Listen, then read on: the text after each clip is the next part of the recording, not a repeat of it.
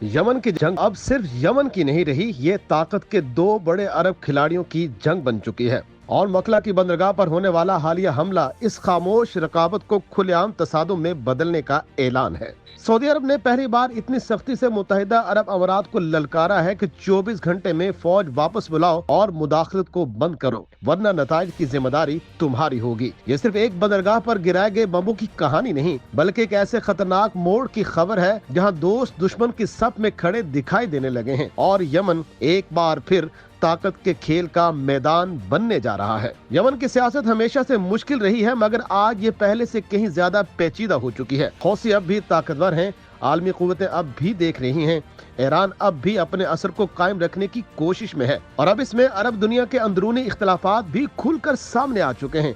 सवाल ये नहीं कि मकला में क्या हुआ, सवाल ये है कि आगे अब क्या होगा। क्या मुत्तहिदा अरब अमारात सऊदी मुतालबे को मानेगा? क्या वो अपनी फौज वापस बुलाएगा? क्या वो STC को अस्करी और माली हिमायत छोड़ देगा? और अगर ऐसा ना हुआ तो क्या यमन एक और बड़ी कशमकश की तरफ बढ़ जाएगा, जहां इस बार जंग सिर्फ यमनी ग्रोहों के दरमियान नहीं बल्कि उनके पीछे खड़ी बड़ी ताकतों के दरमियान होगी। नाजरीन, यमन की तपती धरती पर यह कोई पहली बार नहीं कि बारूद की बू ने हवा को घेर लिया हो, मगर इस बार मंजरनामा मुख्तलिफ है। ये महज एक जंग ज़दा मुल्क की कहानी नहीं, ये ताकत, मफादात, इलाकाई बर्तरी, तस्वीराती खेल और अरब दुनिया के अंदर उभरने वाली नई दरारों की दास्तान है। मकला की बंदरगाह पर होने वाली कार्रवाई, जिसमें सऊदी इत्तेहाद ने अमारात से आने वाले हथियारों और जंगी गाड़ियों को निशाना बनाया, महज एक फौजी ऑपरेशन नहीं थी। ये एक वाज़ेह ऐलान था कि यमन की सरजमीन अब किसी के लिए ताकत आजमाने की तजुर्बा गाह नहीं रहेगी, खास तौर पर उस मुल्क के लिए जिसे कभी सऊदी अरब ने अपना सबसे करीबी इत्तेहादी समझा था। एक तरफ सऊदी अरब खड़ा है जो दावा करता है कि वो यमन के इस्तेकाम, कानूनी हुकूमत की बका और खित्ते के अमन के लिए लड़ रहा है, और दूसरी जानिब मुत्तहिदा अरब अमारात है जो खुले अल्फाज में कुछ नहीं कहता मगर अमली इक़दामात से जनूबी यमन में अपनी ताकत का सिक्का बिठाने की कोशिश करता दिखाई देता है। सऊदी अरब का मुतालबा है कि मुत्तहिदा अरब अमारात 24 घंटे के अंदर अंदर अपनी फौजी वापस बुलाए, वरना किसी भी यमनी फरीक की माली या अस्करी मदद से हाथ खींच लेगा। ये इस बात की अलामत है कि मामला महज इख्तिलाफ राय तक महदूद नहीं रहा, बल्कि एक खुली कशमकश की शक्ल इख्तियार करता जा रहा है। सऊदी वज़ारत ख़ारजा का लहजा गैर मामूली तौर पर सख्त था। ये वो सऊदी अरब नहीं जो हमेशा मामलात को खामोश सिफारकारी से संभालने की कोशिश करता था। ये वो सऊदी अरब है जो साफ कह रहा है कि अगर जरूरत पड़ी तो हर जरूरी कदम उठाया जाएगा ताकि ऐसे इक़दामात को रोका जा सके जो न सिर्फ यमन बल्कि सऊदी अरब की कौमी सलामती के लिए खतरा है। मकला बंदरगाह पर खड़ी वो गाड़ियां जो फजाई हमले के बाद एक मलबे में बदल गईं, दरअसल इस वसी तर तनाज़ी की तस्वीरी अलामत बन गई हैं जो अब अरब दुनिया के अंदर ही जन्म ले चुका है। ये हकीकत किसी से ढकी छुपी नहीं कि यमन की खाना जंगी ने न सिर्फ मुल्क को टुकड़ों में बांटा बल्कि खित्ते की बड़ी ताकतों को भी आमने सामने ला खड़ा किया। मुत्तहिदा अरब अमारात ने शुरू में सऊदी इत्तेहाद के साथ मिलकर हौसियों के खिलाफ जंग लड़ी, मगर फिर यमन के जुनूब में अपनी पोजीशन मजबूत बनाने के लिए सदर्न ट्रांजिशनल काउंसिल की हिमायत शुरू कर दी।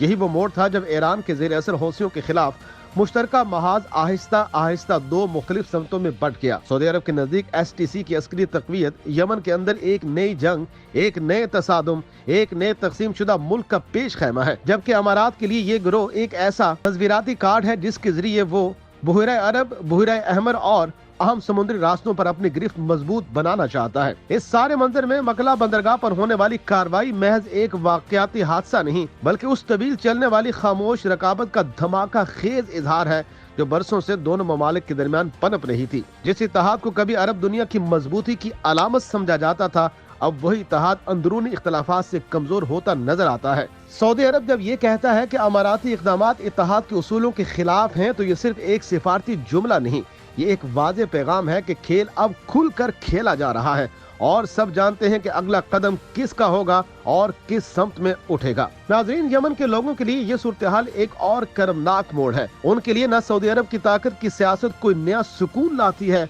न मुत्तहिदा अरब अमारात की तस्वीराती ख्वाहिशात उन्हें अमन देती हैं। शुमाल हौसियों के कब्जे में है, जुनूब STC के ज़ेर असर बस में कमजोर हुकूमत, बाहर से ताकतवर ममालिक की मुदाखलत और दरमियान में बसने वाली एक कौम। जब सऊदी अरब कहता है कि मकला बंदरगाह पर कार्रवाई में कोई जानी नुकसान नहीं हुआ, तो शायद ये एक इत्मीनान बख्श खबर हो, मगर हकीकत यह है कि इस कशमकश का असल नुकसान यमनी अवाम ने पहले भी उठाया है اور آئندہ بھی شاید انہی کے حصے میں آئے گا۔ سعودی عرب جو ہمیشہ سے یمن کی قانونی حکومت کا حامی رہا ہے، یہ سمجھتا ہے کہ اگر اماراتی حمایت یافتہ گروہ مزید طاقتور ہوں گے تو یمن صرف 2 نہیں بلکہ کئی حصوں میں بڑھ جائے گا۔ حضر موت جیسے اسٹریٹجک علاقوں پر کنٹرول نہ صرف یمن کے لیے بلکہ سعودی عرب کی سرحدی اور علاقائی سلامتی کے لیے بھی اہم ہے۔ یہی وجہ ہے کہ سعودی عرب نے اب بہت صاف انداز میں کہہ دیا ہے کہ وہ کسی بھی قیمت پر ایسے اقدامات کو برداشت نہیں کرے گا جو یمن کے اندر ایک اور مسلح طاقت کو ریاست کے برابر لا کھڑا کریں۔ دوسری جانب متحدہ عرب امارات خاموش ہے، مگر یہ خاموشی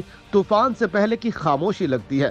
اس نے ابھی تک کوئی باضابطہ رد عمل نہیں دیا، مگر ماضی کے تجربات بتاتے ہیں کہ ابوظہبی اپنی پالیسی بدلتا نہیں، بس انداز بدلتا ہے۔ بحری راستوں، بندرگاہوں اور اسٹریٹجک جزیروں پر اس کی دلچسپی کوئی راز نہیں۔ باب المندب سے لے کر جنوبی ساحل تک وہ اپنے لیے ایک مستقل اثر و رسوخ چاہتا ہے، اور شاید یہی وہ نقطہ ہے جہاں دونوں اتحادیوں کے راستے ٹکرانا شروع ہو گئے ہیں۔ یمن کے آسمان پر جو بادل ہیں وہ صرف دھوئیں کے نہیں بلکہ بے یقینی کے بھی ہیں۔ سعودی عرب کا 2 ٹوک لہجہ، امارات کی خاموش پالیسی، یمنی حکومت کی کمزور حیثیت، مسلح گروہوں کی بڑھتی ہوئی طاقت اور عالمی طاقتوں کی گہری دلچسپی، یہ سب مل کر ایک ایسے طوفان کی شکل اختیار کرتے دکھائی دے رہے ہیں جس کے اثرات صرف یمن تک محدود نہیں رہیں گے بلکہ پورے خطے کو اپنی لپیٹ میں لے سکتے ہیں۔ دنیا اسے شاید ایک علاقائی تنازع سمجھتی ہو، مگر حقیقت یہ ہے کہ یہ کہانی خطے کی قیادت، اثر و رسوخ اور مستقبل کے نقشے کی کہانی ہے، اور اس کہانی کا سب سے خوفناک پہلو یہ ہے کہ اب بھی اس کا انجام کسی کے ہاتھ میں نہیں، یہ انجام ابھی لکھا جا رہا ہے۔